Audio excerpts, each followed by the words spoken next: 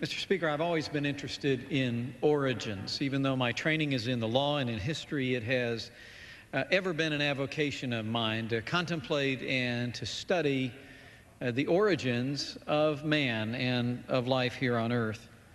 And many theories of origins have been propounded throughout our nation's history. 1859, a sincere biologist returned from the Galapagos Islands and wrote a book entitled The Origins of Species, in which Charles Darwin offered a theory of the origin of species, which we've come to know as evolution.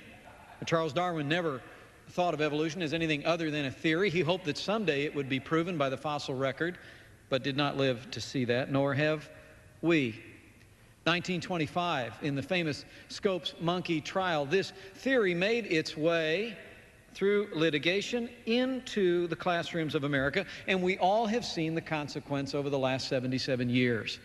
Evolution not taught as a sincere theory of biologists, but rather, Mr. Speaker, taught as fact.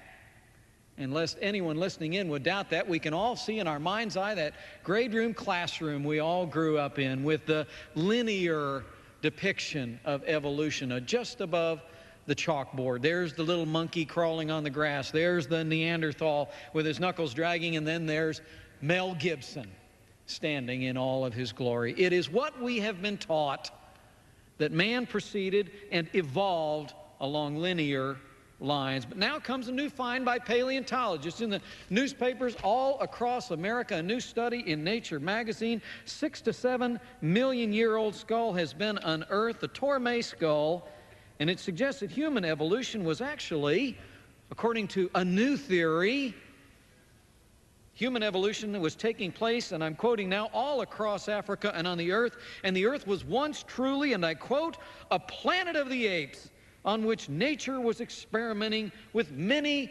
human-like creatures.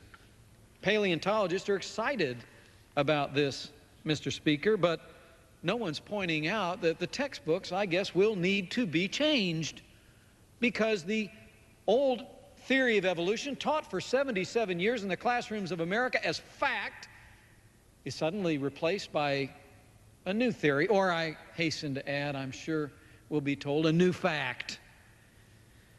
Well, the truth is, it always was a theory, Mr. Speaker. And now that we've recognized evolution as a theory, I would simply and humbly ask, can we teach it as such? And can we also consider teaching other theories of the origin of species, like the theory that was believed in by every signer of the Declaration of Independence?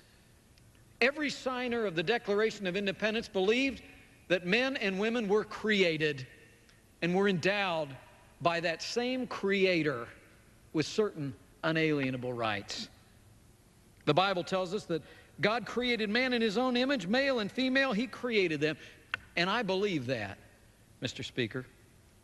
I believe that God created the known universe, the earth and everything in it, including man. And I also believe that someday scientists will come to see that only the theory of intelligent design provides even a remotely rational explanation for the known universe. But until that day comes, and I have no fear of science, I believe that the more we study the science, the more the truths of faith will become apparent. I just would humbly ask, as new theories of evolution find their ways into the newspapers and into the textbooks, let us demand that educators around America teach evolution not as fact, but as theory, and an interesting theory to boot.